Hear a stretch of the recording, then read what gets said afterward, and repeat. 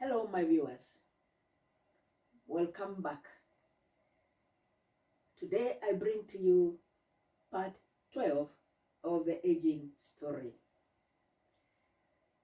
And part 12 continues from part 11.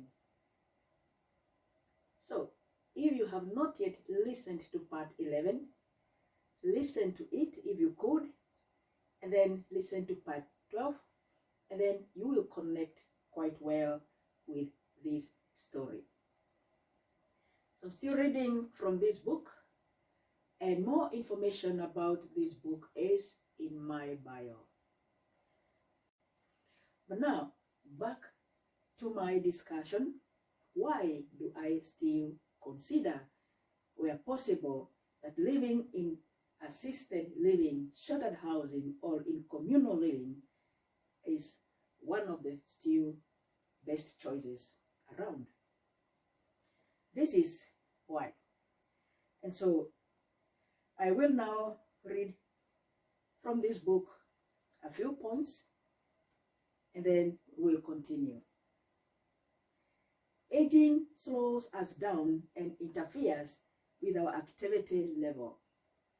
However, in assisted living or sheltered housing or communal living, activities such as waking up in the morning, showering, and dressing up to go and meet other people, example for meals or other happenings like games, walks, exercises, and clubs, are all supported and encouraged because they form part of the home care and services package. These customized activities are designed to support different aspects of the customer's life and well-being, and are part of their daily routines regardless of their health or physical conditions. They indirectly increase the customer's sense of day-to-day roles and add meaning and value to home care and services provided in sheltered housing or assisted living. In this shared living space, individual customers can witness and monitor the events that occur when other customers' lives undergo drastic change and their health declines. They have the chance to anticipate the responsibilities of home care and services providers in this process. This is crucial for their mental tranquility.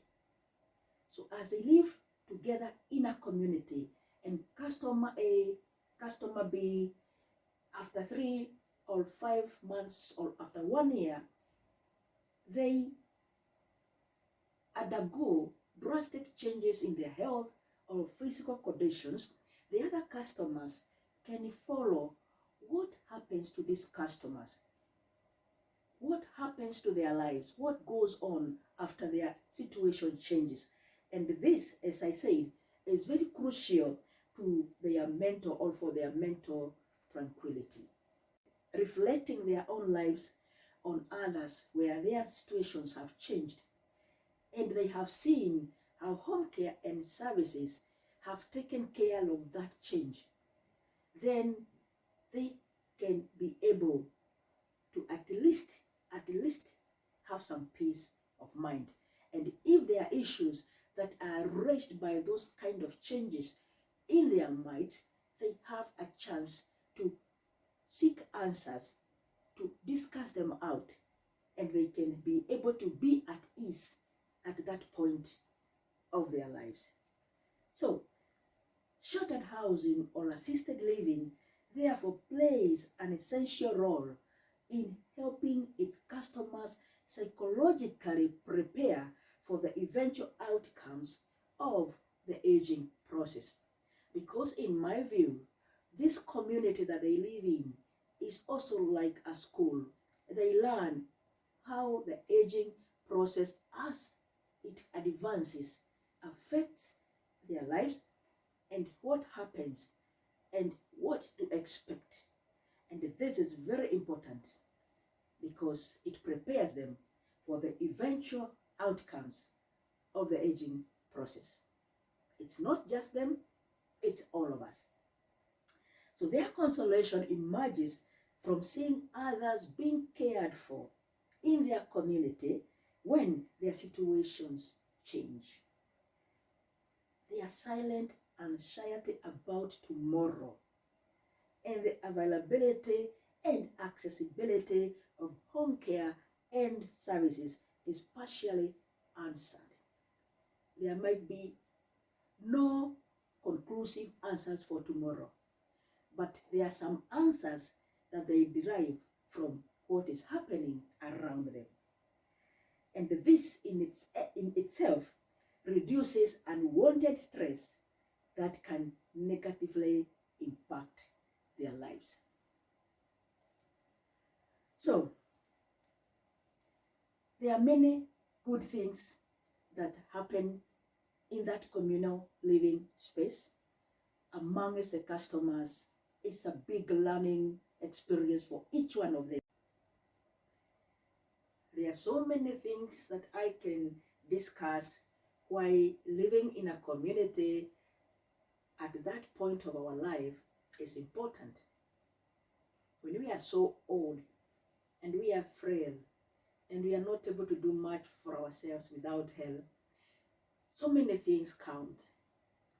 And imagine a normal food menu where the menu provides information about food from Monday to Sunday.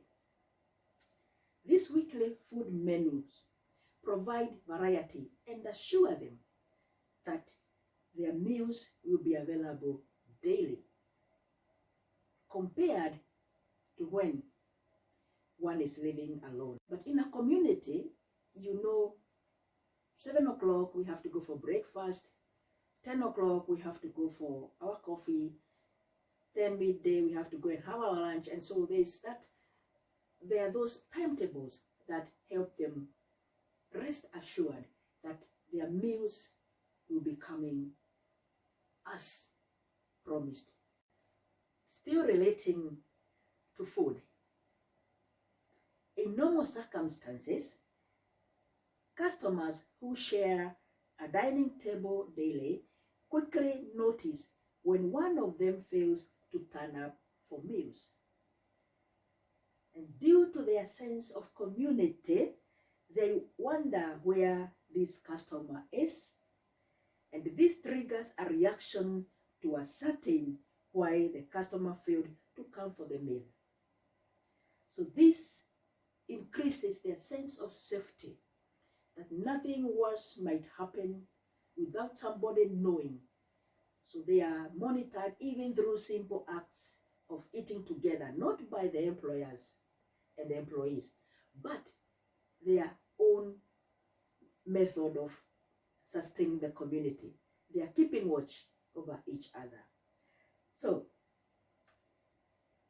when they have this active participation in the community, in these small things and the assurance that they have about their life for that day and for tomorrow, this increases the customer's sense of roles even in contributing to one's community care, and it makes them perceive the value of sheltered or assisted living. Now, this is important.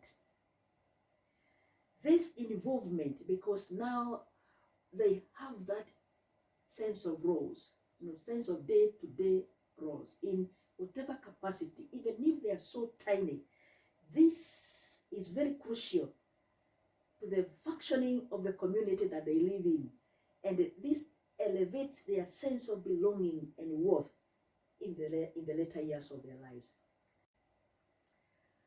So in this case of dining together and a customer is missing for a meal, even though the employees are responsible for checking on the customer's situations.